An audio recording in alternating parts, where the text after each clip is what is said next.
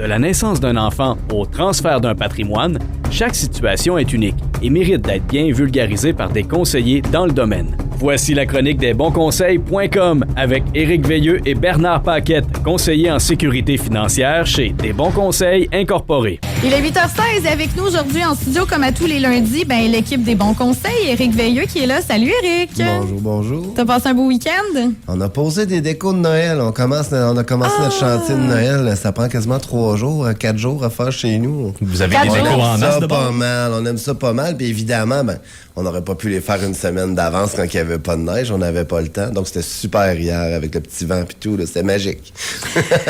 C'est toujours le fun, j'en dis avec vous autres, parce que habituellement, ça nous donne des conseils pour avoir plus de cash, garder plus de cash ou protéger notre cash. Moi, le but, c'est d'en avoir plus, d'en dépenser moins. C'est ça. Puis de mieux le faire fiscalement parlant aussi. Oui, puis parmi justement les conseils fiscaux, on jase souvent d'assurance. Là, on va parler d'assurance collective. Qu'est-ce qu'on peut faire quand on n'en a pas nécessairement au boulot? Même pas dans l'assurance collective à matin. OK. Tous les gens connaissent ça. Souvent qu'ils l'ont en assurance collective, ils l'ont... là, t'as les chiro, les massos, t'as les médicaments. Après ça, t'as une assurance salaire. Souvent, c'est packagé d'avance.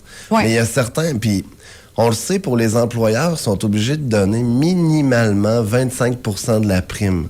Un propriétaire d'entreprise qui veut mettre une assurance collective, puis ceux-là qui en ont, regardez votre employeur, dit merci à matin, il est obligé de mettre minimalement 25 %.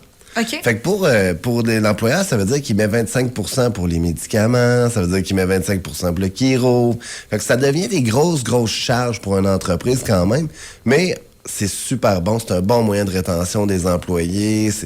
Mais c'est pas toutes les entreprises qui peuvent se le permettre. Je pense que probablement oui, parce que les employés en payent une bonne partie, mais le but premier de l'assurance collective, c'est-tu le chiro, c'est-tu le masso, c'est-tu les médicaments? Les médicaments payés par le gouvernement. Moi, je dirais que c'est plus le salaire, la base de tout. Salaire, ouais. Exactement. Puis là, si vous êtes un employeur un matin, écoutez ça. Puis si vous êtes un employé, écoutez ça encore aussi. Parce que c'est bon pour les deux, c'est bon dans les deux cas. On le sait que la rétention d'employés, présentement, c'est quand même assez difficile. On se le cachera pas, là.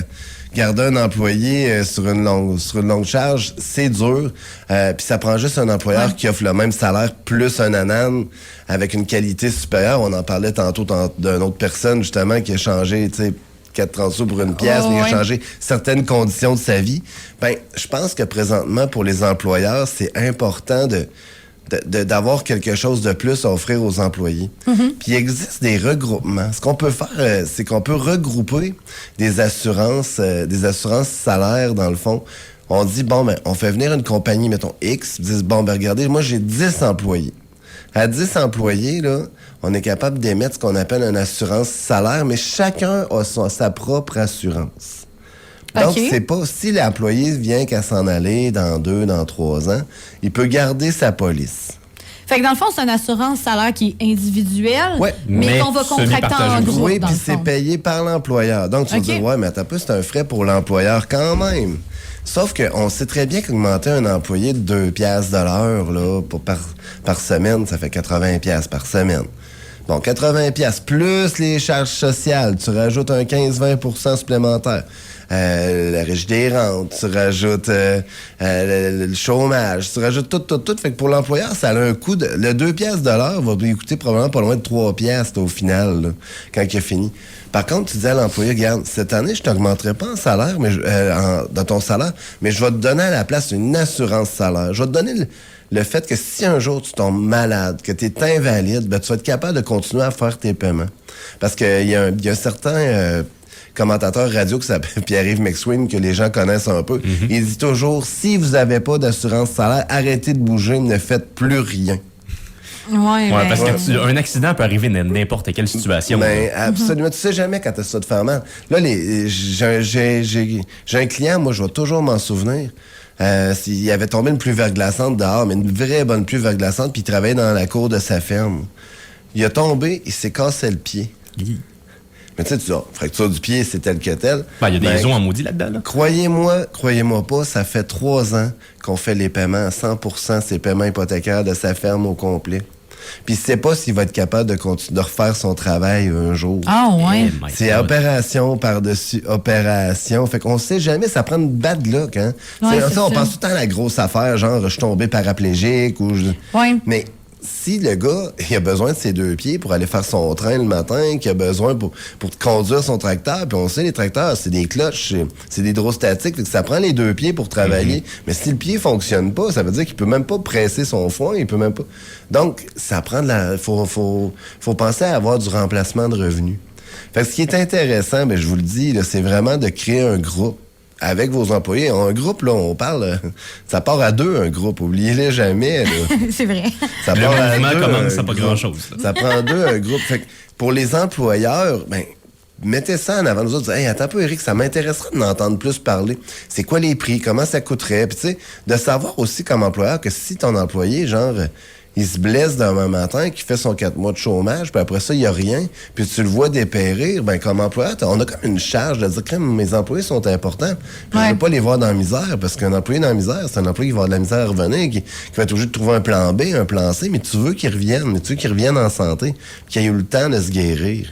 Fait que pour les employeurs, moi, je trouve que ça a vraiment, vraiment un bon sens de penser à l'invalidité. Puis après ça, on peut vraiment faire des plans sur mesure. Là. On peut dire, voulez-vous que ça commence à payer après le chômage? Parce qu'il y a le chômage maladie qui est à 4 semaines. Vrai. Fait que là, on baisse les frais quand même. Au moins, on sait que l'employé a quelque chose. Puis aussi, c'est une bonne façon pour un employé. Mais écoutez bien ça, ceux-là qui travaillent pour des gens à matin qui en ont pas, c'est une très belle façon de demander une assurance salaire qui vous coûtera pas d'impôt. Parce que c'est une dépense pour l'employeur, mais c'est non imposable pour l'employé.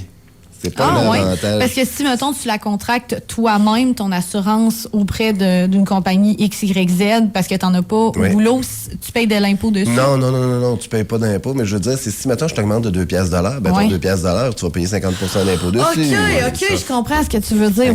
Oui. Avec une certaine forme d'avantage imposable, mais qui va être beaucoup moins imposé que le salaire full, parce que l'employé aussi paye ses charges sociales. Là. Il en paye une partie de son chômage, il en paye une partie de la régie des rentes. Fait que c'est que ça devient de la vraie argent. Ça devrait une vraie augmentation. Fait que c'est une façon d'augmenter un salaire, de donner de la sécurité. Puis pour tout le monde, c'est win-win. Là. Puis combien de gens, tu sais, je mets juste dans la peau, peu importe, là, prenez le temps de réfléchir. Là. Il vous arrive de quoi demain matin? Là? Bon, parfait. Vous faites votre 4 mois de chômage maladie. Il se passe quoi après si vous n'avez pas d'assurance salaire? Y avez-vous pensé? Ça vient vite, là. Mais là, mes paiements sont assurés. J'entends souvent ça. Hey, mon hypothèque est assurée, mon auto est assurée. Génial, ça. Ça, c'est à peu près 45 % des paiements que vous faites. La balance, on le paye comment? Oui, c'est ça. Le gaz, le sel, le gaz, la bouffe. L'hydro, tu sais, on le sait de ce temps-là, Hydro-Québec, ils ont des ententes à pu finir avec les gens. Là. Donc, c'est juste de dire, hey, attends un peu... Viens me le présenter. Prenez le temps de nous appeler au bureau. Oui, c'est ça. De nous rencontrer. Au pire, ça ne marchera pas. Puis quand on arrive, puis oubliez, il y a quelque chose d'intéressant, c'est quand on a un plan de 10 personnes et plus, il y a certaines compagnies qui vont le faire sans examen médical. Oh. Parce que ça prend... Mettons, vous avez un employé qui est plus magané que les autres, là. Mais tu sais, c'est un méchant bon employé, mais... il n'est pas assurable, mais vous avez plus que 10 personnes dans votre groupe. Là. Vous le backez en étant plus. Vu qu'on est 10 et plus, on back cet employé-là. Lui, il se ramasse avec une assurance salaire. Fait que lui, imaginez-vous comment ça fait un employé qui ne peut plus partir de chez vous. Oui. Il devient intéressant, là. Vraiment. Devient intéressant, parce que là, attends, je suis couvert. Puis je suis bien couvert parce que je voulais pas m'en aller nécessairement, mais j'aime le travail que je fais ici. Il n'y avait pas l'assurance collective. L'assurance collective a encore sa place, par exemple. Il faut considérer les deux. On prend le temps de considérer les deux. Si l'employeur dit « Ah non, moi, Éric, c'est plus l'assurance collective, je veux le mettre en place, je veux quelque chose, je veux des avantages sociaux », on va le regarder, mais... Il faut regarder aussi qu'est-ce qui est mieux selon vos besoins. Exactement, ce que l'employeur veut, puis ce que les employés veulent. Parce qu'il y a des employés qui vont dire « Ah non, oublie ça, moi, chiro, masso, physio. Mon conjoint est sa CCQ, ma conjointe est sa CCQ. Il y a rien qui accote ça, genre dans chiro, masso, physio, sa construction. Par contre, je vais le dire souvent, sur la construction, votre assurance salaire, elle n'est pas bonne. S'il y en a plein qui écoutent ça en matin, là, qui sont sur la construction, là, votre assurance salaire, vous êtes couvert à peu près 50 % de votre revenu gagné. Là. Fait qu'il faut penser à le compenser, puis il y a des employeurs qui le compensent de cette façon-là aussi. Parce qu'on peut compenser la différence.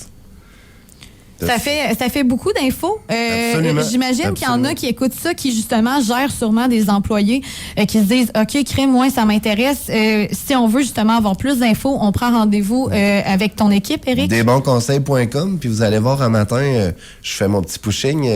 On a une page qui est comme une page d'accueil parce que demain, on lance notre nouveau site web aux alentours de 18h demain. Donc, présentement, on a un chronomètre, mais il y a les informations pour nous rejoindre puis tout, avec la nouvelle image de marque. Donc, si vous n'avez rien à faire, vous voulez venir voir notre nouveau site web demain, dès 18h, ça devrait être en ligne.